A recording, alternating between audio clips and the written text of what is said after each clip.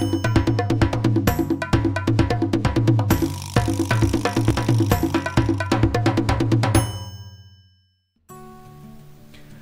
pigargue à tête blanche, en latin Alietus leucocephalus, est un animal se trouvant en Amérique du Nord. Il vit près des lacs, des rivières et des zones côtières. Cet animal représentant les États-Unis n'est, contrairement à ce qu'on pense, pas très glorieux. Étant un mangeur de poissons et un gros flemmard, il attend les poissons tels que les saumons, qui remontent à la surface pour les attraper, ou récupère la carcasse qui flotte pour se nourrir. C'est d'ailleurs pour cela que Benjamin Franklin aurait préféré choisir un dindon sauvage d'Amérique comme emblème, car cet animal semblait bien plus respectable et courageux que le pigargue. Le pigargue peut aussi se nourrir d'autres poissons, tels que la truite, mais aussi des oiseaux tels que les pingouins, les grèbes, les mouettes et les hérons. Chez les pigargues à tête blanche, la femelle est plus imposante que le mâle.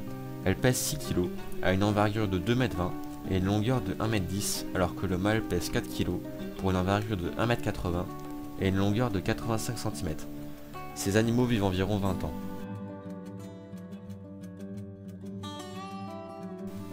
Le rapace gère son territoire d'environ 800 mètres. Si son point d'eau se retrouve gelé durant l'hiver, alors il migrera vers le sud. Cet animal est solitaire et est très territorial lors de la nidification.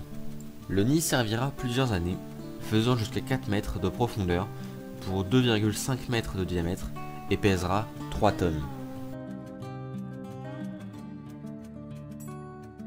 Maturité sexuelle entre 4 à 5 ans, tandis que la femelle l'obtient à 6 ans.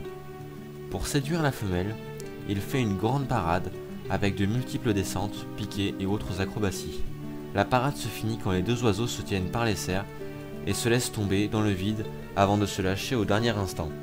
Une portée peut accueillir entre 1 à 3 œufs. Les parents en couvent sur une période de 34 à 35 jours. Celui qui ne couve pas ramène de quoi consolider le nid et de la nourriture. Les petits prendront pour la première fois leur envol entre 70 et 90 jours après l'éclosion.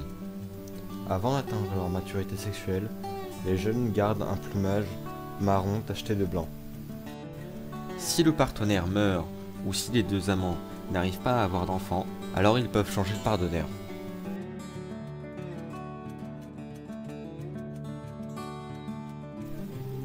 Les deux menaces qui pèsent sur l'espèce sont les prédateurs qui mangent des œufs tels que les mouettes et les pesticides qui fragilisent les œufs si la zone en fait un usage intensif. Malgré tout, cette espèce reste une préoccupation mineure et n'est pas en danger actuellement.